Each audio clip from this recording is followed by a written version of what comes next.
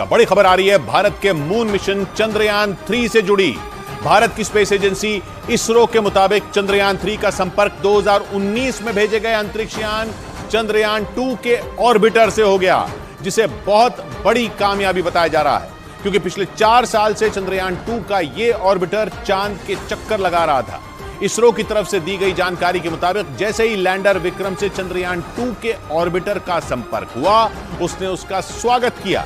मतलब यह कि अब इसरो के वैज्ञानिकों के पास चंद्रयान 3 के लैंडर विक्रम से संपर्क करने के 2 रास्ते हो गए।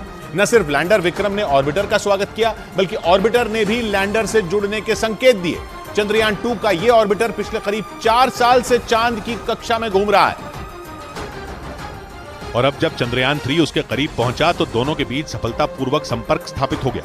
इसरो की तरफ से ट्वीट करके इसकी जानकारी दी गई। इसरो ने ट्वीट कर बताया कि चंद्रयान 2 के ऑर्बिटर ने चंद्रयान 3 के लैंडर विक्रम का स्वागत किया।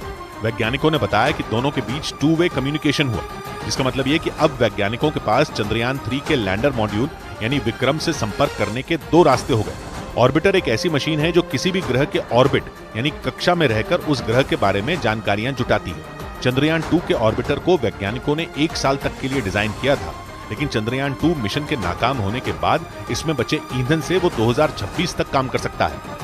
इस बीच इसरो ने लैंडर विक्रम की तरफ से भेजी गई चंद्रमा की ताजा तस्वीरें जारी की, जिनमें चांद की सतह पर बड़े बड़े गड्ढे दिखाई दिए। ये तस्वीरें लैंडर विक्रम ने 2 दिन पहले 19 अगस्त को ली। इससे पहले 17 अगस्त को भी लैंडर ने चांद की कुछ तस्वीरें भेजी थी, जिनमें चंद्रमा की सतह पर बड़े बड़े गड्ढे दिखाई दिए थे। लेकिन इस बार लैंडर विक्रम ने चंद्रमा के फार साइड यानी उस हिस्से की तस्वीरें भेजी जो कभी पृथ्वी की तरफ से नहीं दिखता। इसरो ने ट्वीट कर चांद के उस हिस्से की तस्वीरें जारी की जो हम खुली आंखों से कभी नहीं देख सकते। जो तस्वीरें जारी की गईं उनमें चांद की सतह पर भयानक गड्ढे दिखाई दिए। एक तस्वीर में चांद की सतह उबड़ खाबड़ दिखी, जबकि एक तस्वीर में वहां लंबा मैदान दिखाई दिया। ये तस्वीरें लैंडर में लगे LHDAC यानी lander hazard detection and avoidance camera से ली गई। ये कैमरा खासतौर से इसी काम के लिए बनाया गया है कि कैसे लैंडर को सुरक्षित चांद की सतह पर उतारा जाए। मतलब ये कैमरा लैंडर को उतरने के वक्त चांद की सतह पर मौजूद खतरों से बचाएगा। इधर मून मिशन पर निकले भारत के अंतरिक्ष यान चंद्रयान 3 के चांद पर उतरने का वक्त भी तय हो गया। इसरो की तरफ से दी गई जानकारी के मुताबिक अगर सब कुछ ठीक रहा तो चंद्रयान 3 के प्रोपल्शन मॉड्यूल से अलग किया गया लैंडर विक्रम 23 अगस्त की शाम 6:04 पर चंद्रमा पर लैंड कर जाएगा। और ऐसा होते ही पूरी दुनिया में भारत का डंका बजने लगेगा, क्योंकि लैंडर विक्रम के उतरने के साथ ही भारत चंद्रमा के दक्षिणी ध्रुव पर उतरने वाला दुनिया का पहला देश बन जाएगा। इसरो के मुताबिक चंद्रयान 3 इस वक्त चांद से सिर्फ 25 किलोमीटर की दूरी पर चक्कर लगा रहा है, और सब कुछ ठीक रहा तो वो 23 अगस्त की शाम को 6:04 पर चांद की सतह पर सॉफ्ट लैंडिंग करेगा। मतलब चंद्रमा के साउथ पोल पर लैंडर के उतरने का समय तय हो गया। इसरो ने यह भी जानकारी दी कि चंद्रयान 3 के प्रोपल्शन मॉड्यूल से अलग होने के बाद से लैंडर विक्रम सही स्थिति में है और वो सामान्य ढंग से काम कर रहा है। और इसरो के मुताबिक अगर तय समय पर यानी 23 अगस्त की शाम को लैंडर विक्रम की चांद पर लैंडिंग नहीं हुई तो उसे वहां उतरने के लिए लंबा इंतजार करना पड़ेगा, क्योंकि 23 अगस्त को मून पर लूनर डे यानी चांद का एक दिन की शुरुआत हो जाएगी। और चांद पर एक लूनर दिन धरती के 14 दिन के बराबर होता है। इन 14 दिनों तक चांद पर लगातार सूरज की रोशनी रहती है। इसरो की तरफ से दी गई जानकारी के मुताबिक लैंडर विक्रम में जो मशीनें लगी हैं उनकी लाइफ एक लूनर दिन यानी 14 दिन की है। क्योंकि ये सोलर पावर से चलते हैं, इसीलिए इन्हें काम करने के लिए सूरज की रोशनी चाहिए। और अगर किसी वजह से 23 अगस्त को लैंडर विक्रम चांद पर लैंड नहीं कर पाता है तो वो अगले दिन फिर से कोशिश करेगा, और अगले दिन भी उसे कामयाबी नहीं मिलती है तो उसे 29 दिन यानी करीब 1 महीने का इंतजार करना पड़ेगा, जो एक लूनर डे और एक लूनर नाइट के बराबर है। और इसरो के वैज्ञानिकों के मुताबिक चंद्रयान 3 का प्रोपल्शन मॉड्यूल कई साल तक अंतरिक्ष में रहकर काम करता रहेगा, जबकि पहले यह बताया जा रहा था कि प्रोपल्शन मॉड्यूल 3 से 6 महीने तक ही अंतरिक्ष में काम करेगा। और इस दौरान वो धरती से आने वाले रेडिएशन की जांच करेगा। 17 अगस्त को अंतरिक्ष यान चंद्रयान 3 के प्रोपल्शन मॉड्यूल को सफलतापूर्वक विक्रम लैंडर से अलग किया गया था। उस दौरान उसकी लाइफ 3 से 6 महीने बताई जा रही थी, लेकिन इसरो की तरफ से दी गई जानकारी के मुताबिक प्रोपल्शन मॉड्यूल 6 महीने नहीं बल्कि कई साल तक अंतरिक्ष में काम करता रहेगा।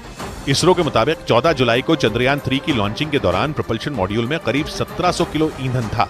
इसके बाद प्रोपल्शन मॉड्यूल के जरिए ही पृथ्वी के चारों तरफ 5 बार ऑर्बिट बदली गई और 6 बार इंजन ऑन किया गया था। इस दौरान 1546 किलो ईंधन खत्म हो गया।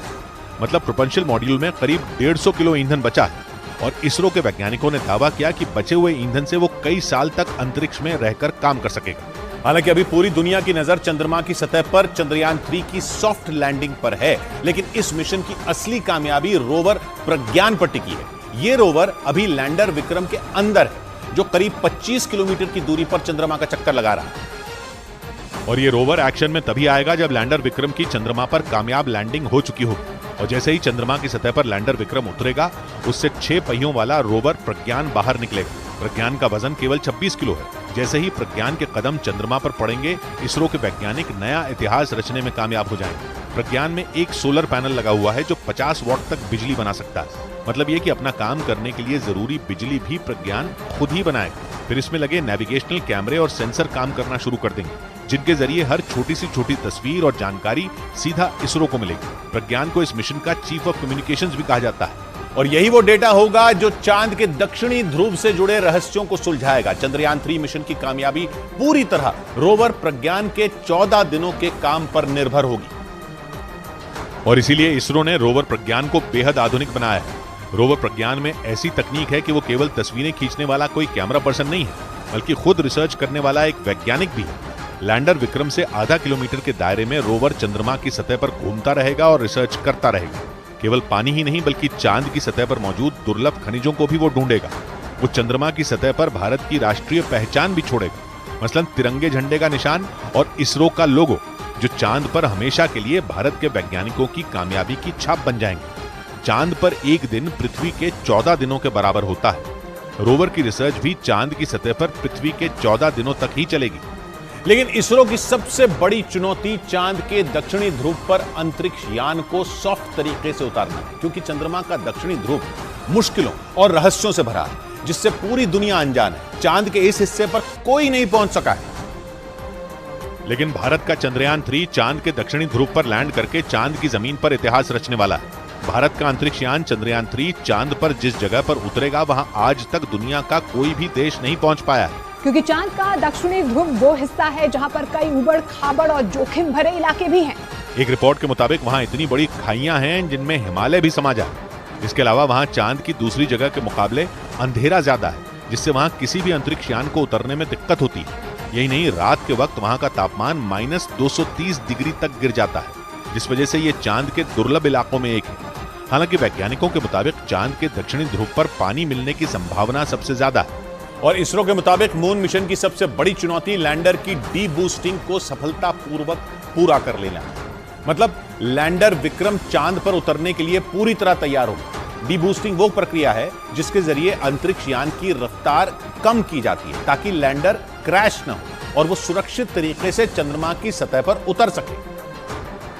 क्योंकि अगर स्पीड ज्यादा हुई तो चंद्रमा के दक्षिणी ध्रुव पर सॉफ्ट लैंडिंग नामुमकिन हो जाएगी। इसीलिए इसरो के वैज्ञानिकों के सामने लैंडर की स्पीड को कंट्रोल करना सबसे बड़ी चुनौती थी, जिसे सफलतापूर्वक पार कर लिया गया। लैंडर की रफ्तार कम करने को ही डी बूस्टिंग कहते हैं। इसके लिए लैंडर में लगे इंजन से थ्रस्टर फायर किए जाते हैं, जो अंतरिक्ष यान को उल्टी दिशा में धकेलते हैं, जिससे उसकी स्पीड कम हो जाती है। और इसरो के मुताबिक चंद्रयान 3 का आखिरी और फाइनल डी बूस्टिंग ऑपरेशन एक दिन पहले ही पूरा कर लिया गया।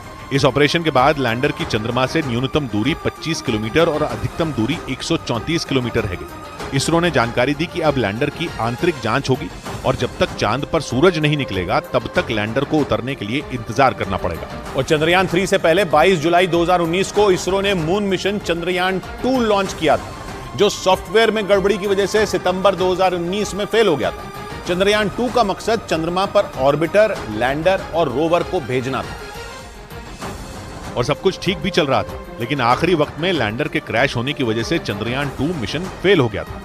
हालांकि चंद्रयान 2 का ऑर्बिटर सफलतापूर्वक चंद्रमा की कक्षा में प्रवेश कर गया था, लेकिन रोवर के साथ लैंडर चंद्रमा के दक्षिणी ध्रुव पर उतर नहीं सका था। इसरो के मुताबिक चंद्रयान 2 के लैंडर में 5 इंजन थे, लेकिन यान की रफ्तार कम करने के लिए उन इंजनों ने जरूरत से ज्यादा थ्रस्ट भर दिए, जिससे परेशानियां बढ़ गई। और मिशन नाकाम होने की दूसरी सबसे बड़ी वजह लैंडर के सॉफ्टवेयर का फेल होना बताया गया। एक रिपोर्ट के मुताबिक लैंडर का तेजी से मुड़ना सॉफ्टवेयर से कंट्रोल नहीं हुआ। ऊपर से अंतरिक्ष यान के उतरने के लिए वहां लैंडिंग साइट छोटी थी, जहां पहुंचने के लिए यान की स्पीड बढ़ाई गई, जो लैंडर के लिए घातक साबित हुआ। उधर रूस का मिशन लूना 25 लैंडिंग से पहले ही क्रैश हो गया। इस मिशन के जरिए रूस का स्पेसक्राफ्ट पहली बार चांद के दक्षिणी ध्रुव पर उतरने वाला था। चांद का दक्षिणी ध्रुव रहस्यों से भरा माना जाता है, लेकिन वहां पहुंचना सबसे ज्यादा मुश्किल है, क्योंकि वहां न तो सूरज की रोशनी है और न ही यान के उतरने के लिए समतल जगह है। इन सब के बावजूद रूस ने यह जोखिम उठाया। लेकिन लैंडिंग से पहले ही रूसी स्पेसक्राफ्ट लूना 25 का संपर्क टूट गया।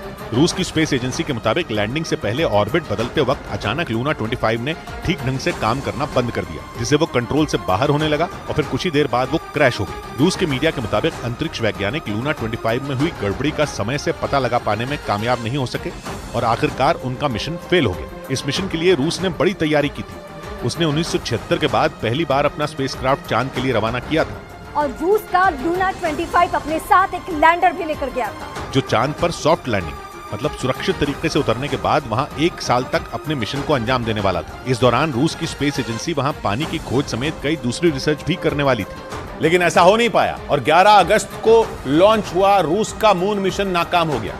रूस की स्पेस एजेंसी ने लूना 25 को सुरक्षित लैंड कराने की पूरी कोशिश की, लेकिन अपने तय वक्त यानी 21 अगस्त को वो चांद पर नहीं उतर सका।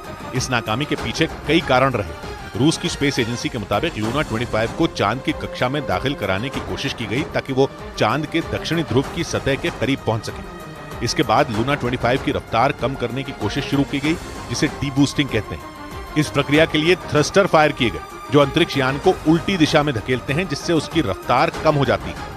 लेकिन इसके बावजूद रूस का लूना 25 चांद की कक्षा में सही ढंग से दाखिल नहीं हुआ और वो क्रैश हो गया। इस घटना के बाद रूसी अंतरिक्ष एजेंसी ने यह जानकारी दी कि इस मिशन की विफलता के कारणों की जांच के लिए एक आयोग का गठन किया जाएगा, ताकि उन गलतियों को सुधारने के बाद रूस अपने अगले मिशन में कामयाब हो सके।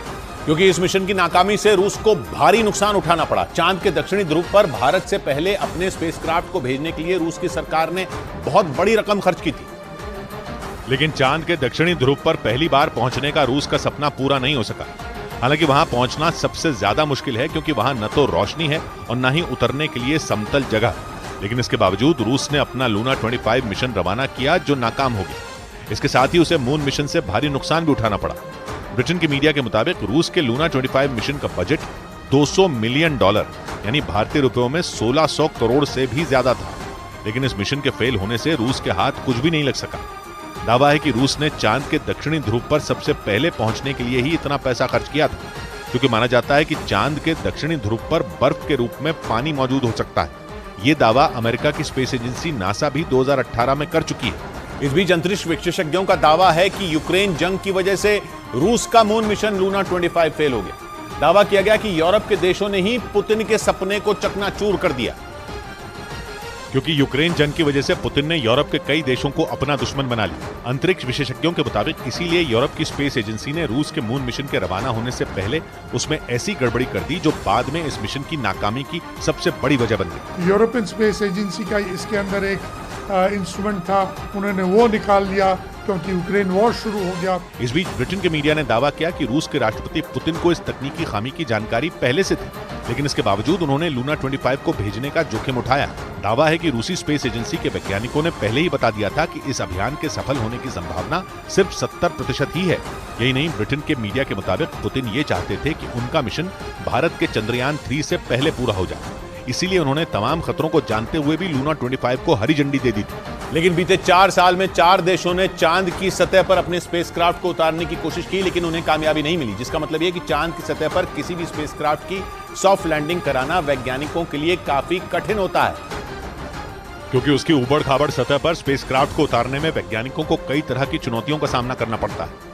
इससे पहले 11 अप्रैल 2019 को इजराइल, 7 सितंबर 2019 को भारत का चंद्रयान 2, 25 अप्रैल 2023 को जापान का स्पेसक्राफ्ट और 3 दिन पहले 19 अगस्त को रूस का लूना 25 स्पेसक्राफ्ट लैंडिंग से पहले क्रैश हो गया। हालांकि इनमें सिर्फ भारत ही एक ऐसा देश है जिसने चंद्रयान 2 की असफलता के 4 साल के भीतर ही चांद पर दोबारा वापसी का प्लान बनाया। अभी चांद पर सफल लैंडिंग का रिकॉर्ड अमेरिका, चीन और रूस के नाम है।